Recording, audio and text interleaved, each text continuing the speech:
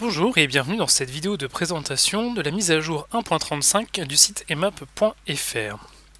Donc au programme de cette mise à jour, deux points en principaux, à savoir la possibilité enfin de pouvoir changer son mot de passe au niveau des profils, donc ça je pense que ça sera une mise à jour plutôt populaire, et ensuite une mise à jour assez conséquente au niveau de l'impression des menus. Bien évidemment quelques correctifs annexes, comme par exemple au niveau de la Mercurial, le moteur de recherche peinait un peu à trouver les œufs à cause d'une écriture avec un O et un E collés au niveau des textes de la Mercurial. Donc ça a été mis à jour de telle manière à ce qu'il puisse être retrouvé. Voilà, donc divers petits correctifs dans cet esprit-là. Pour ce qui est du changement de mot de passe, donc vous rendez sur l'icône correspondant au profil utilisateur, vous cliquez ensuite sur profil. À terme, il y aura d'autres ici possibilités qui seront rajoutées. Vous retrouvez ici donc le nom et prénom de l'utilisateur que vous êtes, le nom de votre unité de restauration, et donc ici est apparue la possibilité de changer son mot de passe. Donc bien évidemment, comme dans la plupart des systèmes standards de changement de mot de passe sur Internet, vous devez d'abord rappeler votre mot de passe actuel, pour pouvoir justifier que vous êtes bien vous-même et que vous êtes en droit de vouloir changer le mot de passe, et donc ensuite vous répétez en dessous le mot de passe deux fois de suite pour être bien sûr qu'il n'y ait pas de faute de saisie. Je rappelle que si jamais vous perdez votre mot de passe, il vous suffit au niveau de la page d'accueil de cliquer sur inscription, de remettre votre adresse email et ça vous renvoie automatiquement votre mot de passe. Ceci étant vu, nous allons donc voir maintenant les nouveautés au niveau des impressions menus. Je vais prendre le dernier en date qui a été réalisé par les collaborateurs EMAP. Donc ici, avant, quand on cliquait sur imprimer, on arrivait globalement sur une page qui ressemblait à peu près à ça, moins les informations autour. Donc là, ça a quelque peu changé. On retrouve un peu ce qu'on a maintenant au niveau des fiches techniques, c'est-à-dire un formulaire qui apparaît ici en cours de route. Nous avons donc deux colonnes principales. La première, c'est la période, qui permet donc d'imprimer soit un menu à la journée, soit à la semaine, soit la totalité du menu. Et ensuite, différentes options. Vous allez vite comprendre pourquoi. Je vous montre à quoi ressemble une impression de menu. Alors voilà, ça, je vous avais expliqué dans la dernière vidéo qu'il était important de bien mettre des dates qui correspondent au jour de la semaine, puisque du coup, voilà, tout est calculé après automatiquement. Donc effectivement, c'est important de renseigner cette date, qu'elle soit correcte, pour qu'après la suite puisse l'être aussi. Alors je vais prendre par exemple ici le 28 avril. C'est le jour numéro 2 du menu, on le voit juste ici. Et puis par défaut, nous allons rien afficher. Voilà. Alors donc effectivement, c'est un petit peu triste. Il n'y a que très peu d'informations. Donc on va refaire la même chose cette fois-ci en affichant les différents éléments. Donc le nom du menu, le plan alimentaire référent, la date, les composantes étant entrée, plat, accompagnement, etc. Et les sous-familles alimentaires. Je reclique sur imprimer et là voilà, on a une information déjà un petit peu plus conséquente. Comme vous pouvez le voir, l'affichage reste quand même très sommaire, il y a une explication à ça. Nous avions dans l'idée, avec le groupe de pilotage, à la base, de rajouter beaucoup plus d'options que ça, de pouvoir mettre le logo du restaurant, de pouvoir rajouter une case pour la signature des gestionnaires, éventuellement, oui non, c'était déjà l'idée de prime abord qu'on avait. Et puis donc, lorsque le groupe s'est rencontré, et bien très rapidement, on nous a dit, bah oui, moi j'aimerais bien qu'il y ait la possibilité de mettre un fond d'une couleur différente, et puis qu'il puisse changer en fonction des saisons ou des humeurs, et puis il faudrait qu'on puisse faire ceci ou cela. Et on s'est vite rendu compte en fait que du coup ça commencerait à devenir assez compliqué de faire plaisir à tout le monde et qu'il faudrait faire une interface assez complexe.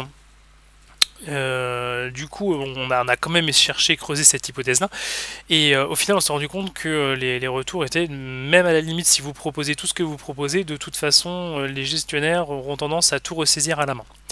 Donc du coup, on s'est dit c'est dommage de perdre du temps sur quelque chose qui ne sera pas utilisé, et c'est dommage aussi de perdre du temps pour ressaisir un menu. Donc du coup, effectivement, on est parti sur l'optique de garder ça de manière très épurée. On a testé un bouton exporter vers Word, puisqu'on s'est dit après tout, les gestionnaires, s'ils font des saisies dans Word, si on peut leur mâcher le travail, c'est plutôt pas mal. Cela dit, il s'avère que lorsqu'on envoie vers Word une page HTML comme ça, par l'intermédiaire d'un formulaire, eh bien malheureusement, il perd tout le formatage. Donc c'est un petit peu problématique. Nous avons donc décidé de privilégier le copier-coller. Pourquoi le copier-coller? Puisqu'il reste très simple, il suffit comme ceci de saisir son menu, faire un clic droit, copier, et ensuite dans Word, eh bien, alors je vais tâcher de remettre ça, voilà, comme ça. Il suffit de coller et du coup on retrouve le texte avec le formatage qu'on avait. Donc ça se fait plutôt bien. Autre problématique, vous allez le voir lorsque l'on va passer sur les autres types de menus, à savoir à la semaine ou au mois. Je ferme cet écran. Donc là, c'était un menu sur 20 jours, donc cela correspond à 4 semaines. Je vais faire la semaine numéro 2. Je vais essayer d'alléger un petit peu le menu. Voilà, donc j'ai ma semaine du lundi au vendredi. Donc ça, dans Word, éventuellement, ça peut passer. Pourquoi pas. Là où à mon avis on rigole nettement moins, c'est lorsqu'on va vouloir imprimer la totalité du menu. Voilà. Je sais pas vous, mais moi personnellement, si jamais je dois faire un copier-coller de ça dans Word, j'ai un petit peu peur du résultat et que ça soit très peu malléable. Et je me suis dit à la limite, puisque c'est un tableau assez conséquent, ça serait presque limite plus facile à travailler dans Excel. Donc du coup je me suis dit voilà, si on doit faire un bouton Word, il faut qu'on fasse un bouton Excel aussi. En plus, lorsque l'on fait un export Excel, c'est au format CSV, donc pareil, on perd le formatage. Donc voilà, du coup, ça faisait beaucoup de contre, entre guillemets, pour l'utilisation de ces boutons qui, au final, n'évitaient que de sélectionner un texte comme ça, de faire un copier, et ensuite, eh bien, d'ouvrir l'applicatif, et ensuite de faire un coller. Voilà.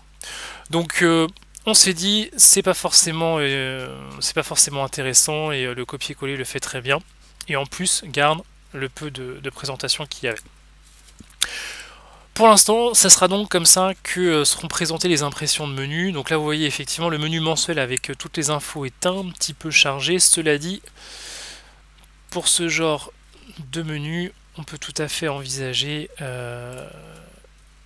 une impression beaucoup plus sommaire, voilà, avec juste le nom de la semaine, enfin le nom du jour de la semaine, la date exacte, et puis ensuite la série de fiches techniques qui est proposée. C'est tout de suite beaucoup plus léger, beaucoup plus aéré, beaucoup plus lisible.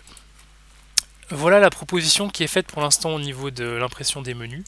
Après, EMAP étant en perpétuel développement, eh bien peut-être qu'une idée sera proposée, réalisable, fonctionnelle pour le plus grand nombre, et qui sera peut-être mis en développement pour les prochaines versions.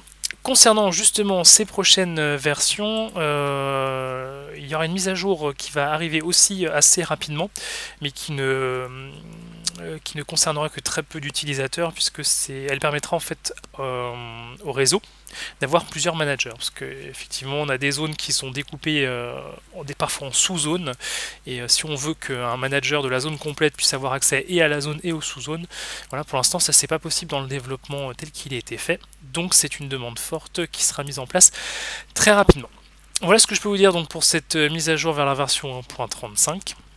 Je rappelle donc quelques petits correctifs à droite à gauche, la possibilité de changer son mot de passe, et ensuite les impressions des menus qui ont donc été un petit peu améliorées, où on a ajouté quelques options. Dans les futures mises à jour aussi, ça va être la possibilité de créer des sous-comptes. Donc ça ne sera pas pour la prochaine mise à jour qui arrivera d'ici une semaine environ, mais ce sera pour la celle d'après. Actuellement, donc, les réseaux permettent de connecter entre plusieurs unités de restauration, mais pour l'instant, hormis quelques très très rares exceptions, chaque unité de restauration n'est constituée que d'une seule personne. Or, bien évidemment, il peut y avoir plusieurs utilisateurs pour une même unité de restauration, et donc ça, vous pourrez le faire assez prochainement, de manière totalement autonome, sans passer par l'équipe entre guillemets EMAP. Voilà donc ce que je pouvais vous dire pour ces différentes mises à jour. Je vous remercie d'avoir suivi cette vidéo, et donc je vous dis à très bientôt.